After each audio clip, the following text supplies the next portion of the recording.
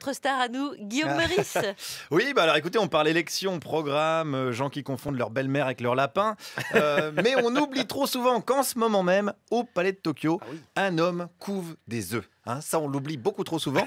Il s'agit d'un artiste, Abraham Poincheval, le bien nommé, qui a effectivement voulu se mettre dans la situation d'une poule. Alors, il a commencé la semaine dernière. Il va rester enfermé dans un cube de verre pendant plus de 20 jours, 24 heures sur 24, avec comme seule occupation rien, en fait, à part être assis sur un récipient avec des œufs. Voilà, il a fait plein de choses. Avant, il était dans un caillou, il était dans un ours. C'est un récidiviste. Attention, à signaler également. Expliquer à Sugar Sammy, tout ça est vrai. Ouais. Tout ça est vrai. Non, mais c'est important. C'est pas ça. Alors, c'était pas dans le journal de Montréal que vous allez chercher. Non, c'est la France. Performance artistique. Ce n'est pas une fake news. Alors, à signaler que son père, c'est un célèbre artiste aussi, Christian Poincheval, qui lui a inventé la pilule qui transforme les odeurs de flatulence en odeurs de rose. Donc, on a affaire vraiment à une famille multitalent. Je dirais, on a hâte d'avoir la suite, puisqu'Abraham a également des enfants. D'ailleurs, des enfants, il y en avait au Palais de Tokyo où je me suis rendu. Qu'est-ce qu'ils pensaient de l'œuvre ? Bah moi, je trouve ça un peu bizarre de voir quelqu'un en train de couver des œufs. Ouais. Ça me viendrait pas à l'esprit. Alors, en plus, rester enfermé, moi je suis resté juste enfermé 2 heures dans les toilettes, j'ai déjà craqué. C'était pour une performance artistique aussi ? Non, pour une diarrhée. Ah oui, non, c'est moins artistique. Même une belle diarrhée, non. Alors ça peut être sublimé, une diarrhée. On sait qu'Éric Zemmour fait des livres avec ses diarrhées, mais là c'est carrément un autre sujet. Alors, les enfants, on les a amenés, bien sûr, mais il y a des gens qui sont venus exprès, n'est-ce pas ? Oui, ça fait longtemps qu'on regarde sur YouTube, alors on avait envie de le voir en vrai. C'est vrai, vous le regardez couver des œufs sur YouTube ? Ouais. À quel moment dans votre journée vous vous dites tiens, je vais regarder un mec qui couve des œufs sur YouTube ? C'est pas évident. Non, c'est pas évident comme vie. Hein. C'est vrai que le principal allié d'Abraham, finalement, c'est le chômage en fait. Hein. D'ailleurs, François Hollande s'y est pas trompé. Il lui a rendu visite il y a quelques jours. Il a atteint un niveau de je sais plus quoi foutre de ma vie assez abyssal, François.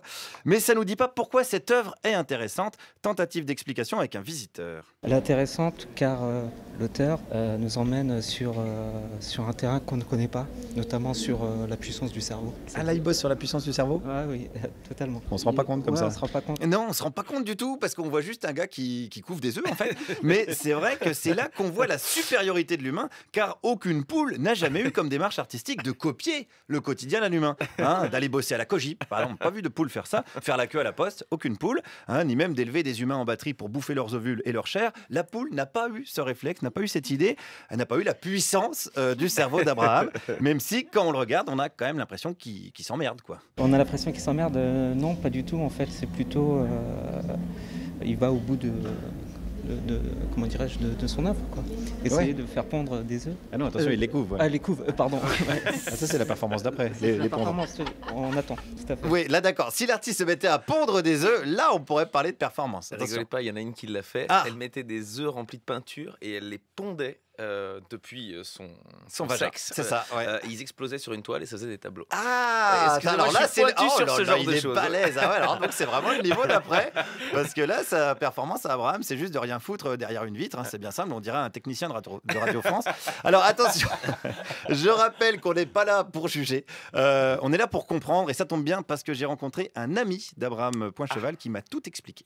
Pour moi, c'est très impressionnant ce qu'il fait.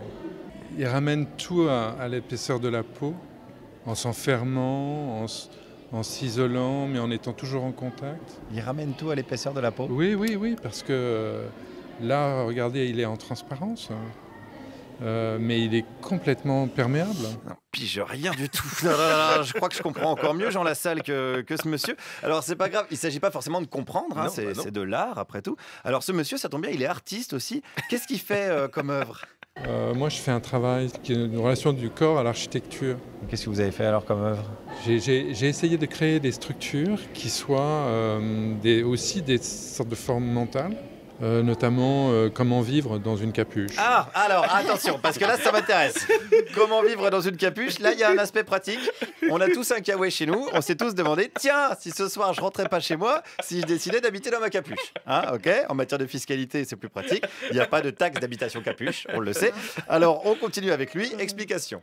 Réalisant que la capuche était aussi quelque chose qui nous enfermait, je l'ai étendue à une taille habitable, de 3 mètres par 6 mètres de hauteur. Enfin. Ah, c'est une tente alors du coup ? C'est devenu une tente et la structure pour la faire tenir, c'est les structures des arcs-boutants des cathédrales. Donc. Vous avez vécu dans une tente, vous avez fait du camping ? en quelque sorte. Ah, mais en fait, il y a plein d'artistes contemporains à Palavas-les-Flots tous les étés. Probablement. Ben oui, c'est ça qui est chouette avec l'art. Il se peut très bien que vous en fassiez sans le savoir. Et inversement, hein, la campagne de Fillon, si ça se trouve, c'est un happening sur le thème de l'indécence. D'ailleurs, en parlant de ça, la culture, c'est joli dans les programmes, mais c'est comme les œufs d'Abraham. Bien souvent, une fois élus, ils s'assoient tous dessus. Merci Guillaume Meurice, avec à la technique Maxime Ingrand.